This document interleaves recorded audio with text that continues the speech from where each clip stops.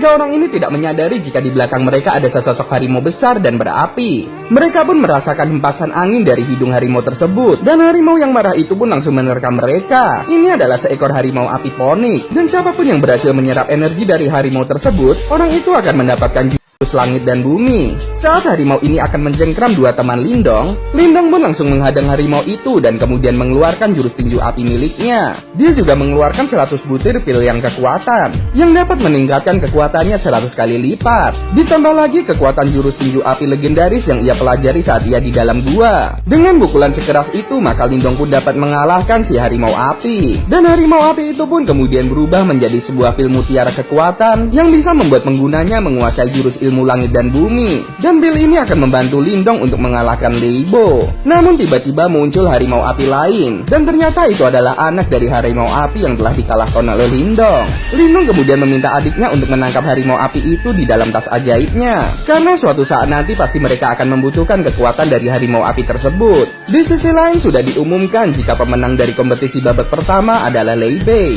Namun tiba-tiba Lindong dan teman-temannya muncul, dan Lei Bei pun sangat terkejut karena tidak mungkin ada orang yang selamat dari kejaran si harimau api. Sehingga 3 orang inilah yang berhak untuk lolos ke babak selanjutnya. Semua orang pun berteriak, dan mereka bertiga dianggap sebagai pahlawan desa karena kemenangan mereka sudah dekat di depan mata. Dan kini mereka pun harus bertarung satu sama lain dan menghadapi Lei Bei. Babak kedua pun dimulai, dan syaratnya adalah siapapun yang bisa bertahan dalam lingkaran pertarungan ini, maka orang itu akan menjadi juara turnamen kungfu kali ini. Lei Bei pun langsung menyerang menggunakan kekuatan petirnya. Gerakan Lei Bei sangatlah cepat, sehingga sangat sulit untuk dilawan.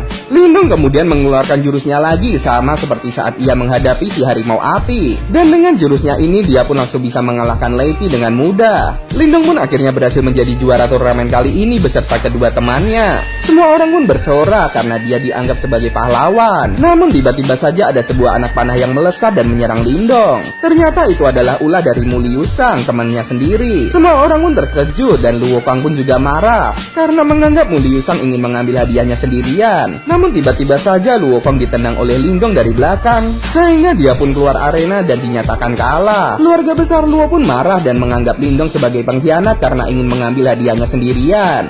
Namun mereka tidak mengetahui jika ini adalah rencana dari Lindong. Lindong pun masuk ke babak selanjutnya dan membawa Lei Bei sebagai sandranya. Sebenarnya dia sengaja melakukan hal ini untuk menyelamatkan teman-temannya karena tempat ini sangat berbahaya. Lindong pun akhirnya bertemu dengan Leibo dan memintanya untuk memenuhi janjinya untuk memberi kebebasan kepada keluarga Lin, dan memintanya untuk menceritakan kejadian 15 tahun yang lalu yang dialami oleh ayah Lindong. Sebagai ancamannya dia akan membunuh Lei Bei. Namun Leibo malah tertawa